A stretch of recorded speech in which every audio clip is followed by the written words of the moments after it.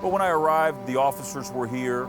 There were a couple homeless people starting to gather about, and there was a body of a black female right about here.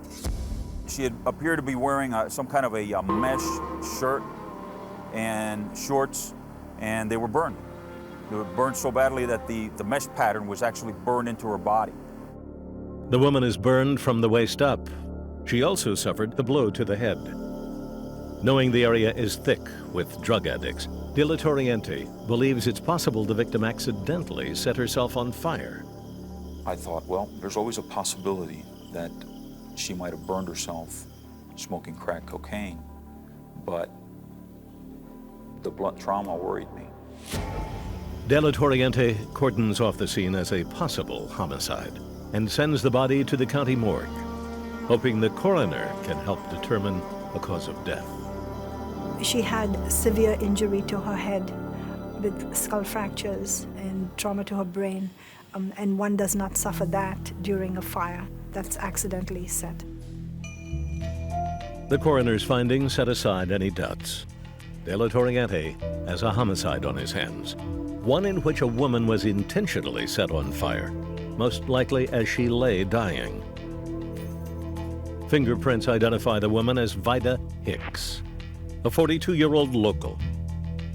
Amid the bustle of Miami's produce market, a worker swings open a bay door and finds a body.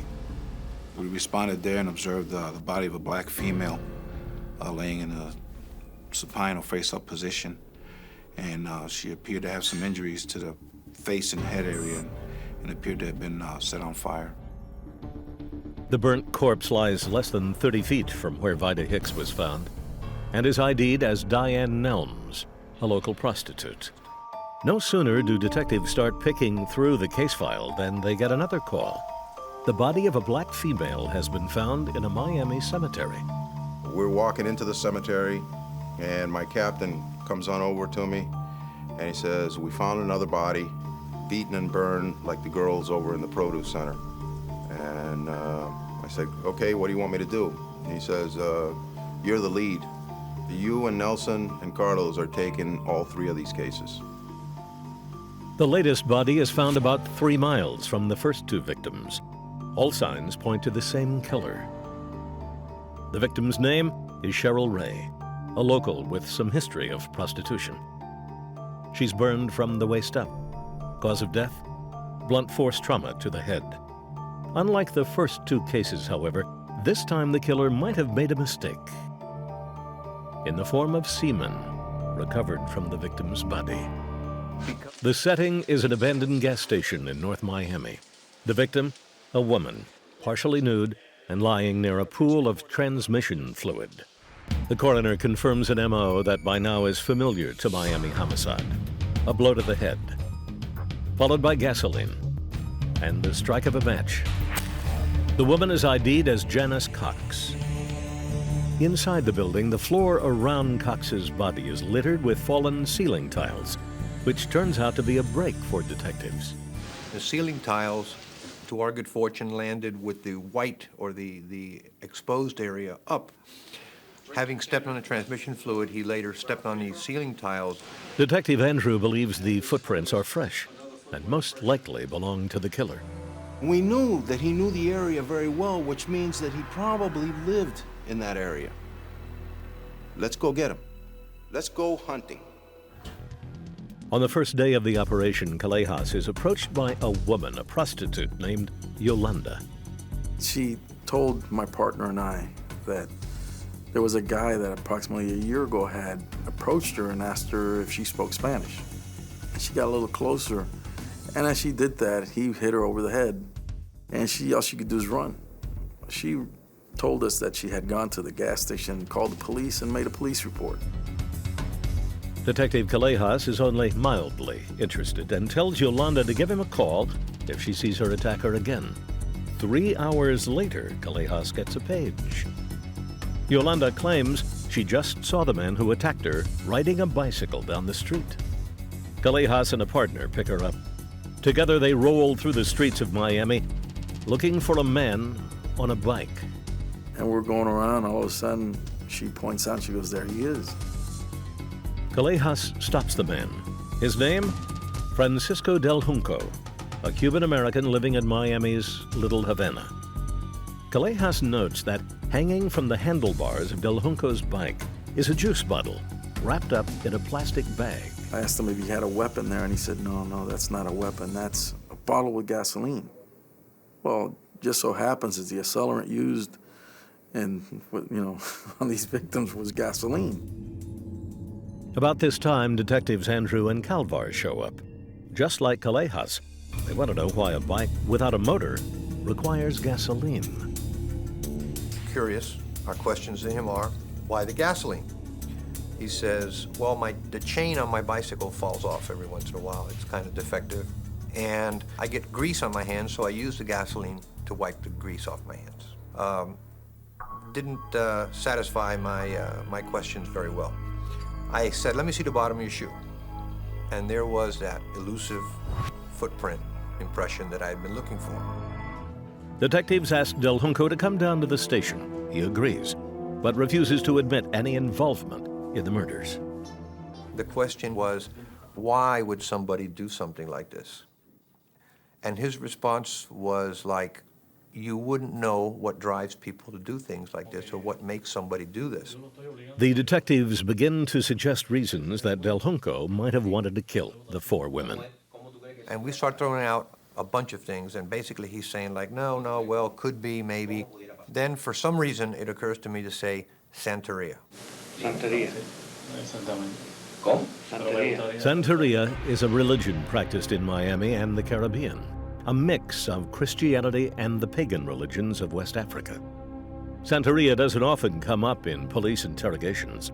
In this case, however, it seems to strike a chord. And he says, what did you say? And I said, Santeria. And basically his demeanor changed, and he says, can we go somewhere else to talk? And I said to myself, bingo, this is it, he's ready. Andrew isn't sure why his suspect suddenly wants to talk, but he'll follow the lead wherever it takes him. In this case, Del Junco wants to go to the beach.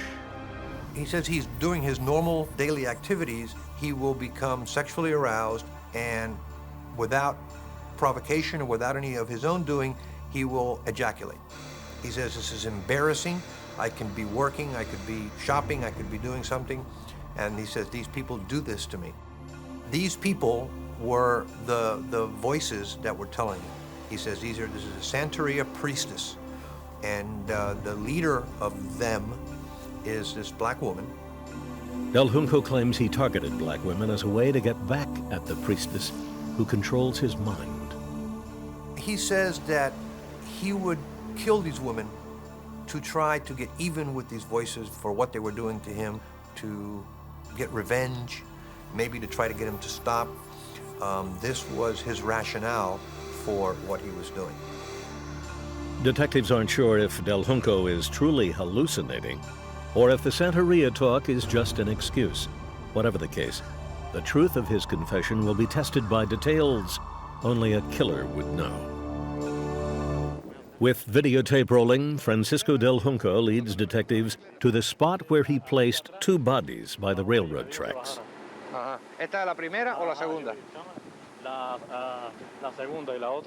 Next, they go to a cemetery where the body of Cheryl Ray was found. Throughout, Del Junco is the one leading police.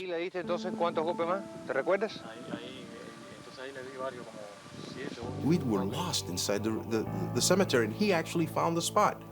And then he told us exactly, how he did it.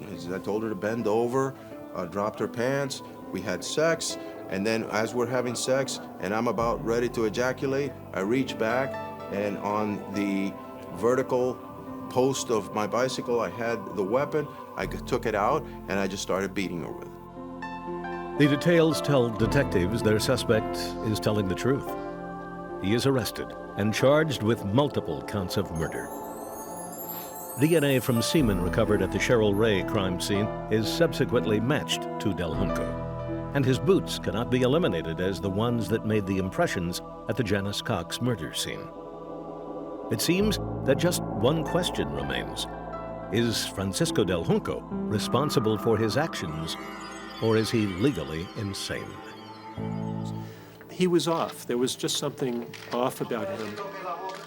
Despite Del Junco's history, Fink believes a not guilty by reason of insanity defense is not a good option. Under Florida law, a defendant who is criminally insane must not know the difference between right and wrong.